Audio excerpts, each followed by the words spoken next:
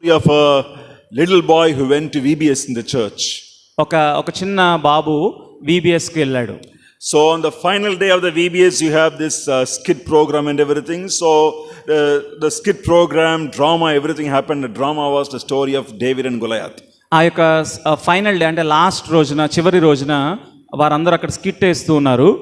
దావీదు గొలియాతు కథ వారు ప్రదర్శిస్తూ ఉన్నారు. The little boy was seated there in the front row and he was watching this drama of David and Goliath. ఆ చిన్న బాబు అక్కడ ముందు వరుసలో కూర్చొని దావీదు గొలియాతు యొక్క కథ, ఆ యొక్క స్టోరీని చూస్తా ఉన్నాడు. So program over, child went home. ఆ యొక్క కథ నాటిక అయిపోయింది, ప్రోగ్రామ్ అయిపోయింది, ఇంటికి వెళ్ళిపోయాడు బాబు కూడా. So father called him and asked, what did you see there? అక్కడ ఇంటికి వెళ్ళిన తర్వాత వాళ్ళ తండ్రి అడిగారు, ఏం చూసావు నువ్వు? Oh, I saw the story, the drama of David and Goliath. నేను దావీదు గొలియాతు యొక్క కథ నేను చూశాను. Oh, what did they teach you through that drama? ఆ యొక్క కథ ద్వారా, లైక్ ఆ నాటిక ద్వారా నీకు ఏం నేర్పించారు? The child did not have any answer for that. ఆ బాబు ఏమీ జవాబు ఇవ్వలేకపోయాడు.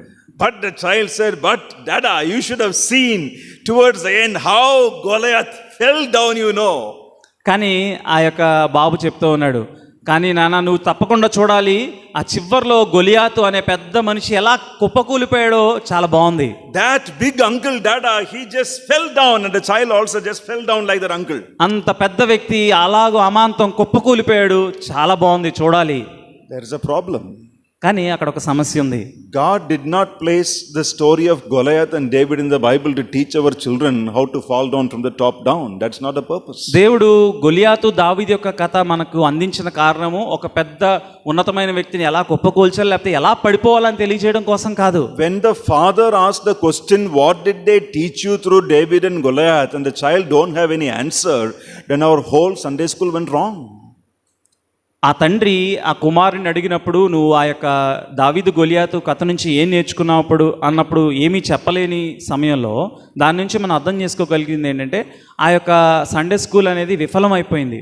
But then what do we teach through that story also matters a lot. మనము ఆ కథల ద్వారా ఏం తెలియజేస్తున్నాం అనేది చాలా ముఖ్యం. Most people will say the story of David and Goliath means whatever giant, however big our problems are, ask God, trust God, all our problems will come down.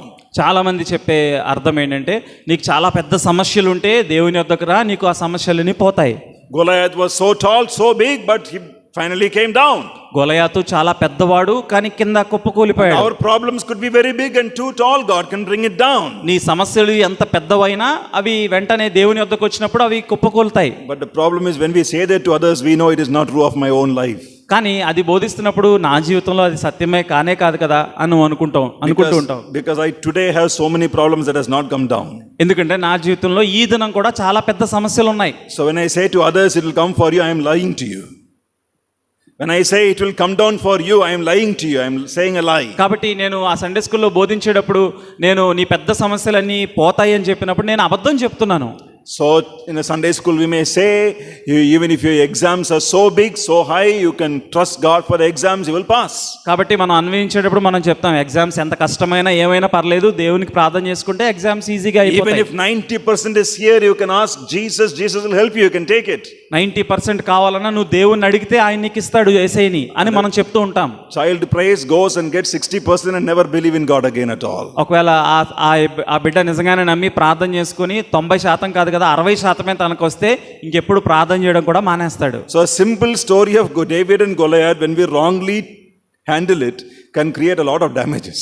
కాబట్టి చిన్న కథ అయినా దావీదు గొలియాతు అనే చిన్న కథ మనం దాన్ని తప్పుగా అన్వయిస్తే అది మనకి గొప్ప సమస్యల్ని కొని తెచ్చేదిగా ఉంటుంది. The reason is because the story of David and Goliath, a very common Sunday school story, the reason why it is there in the Bible is to teach us the truth, stand up for God's glory.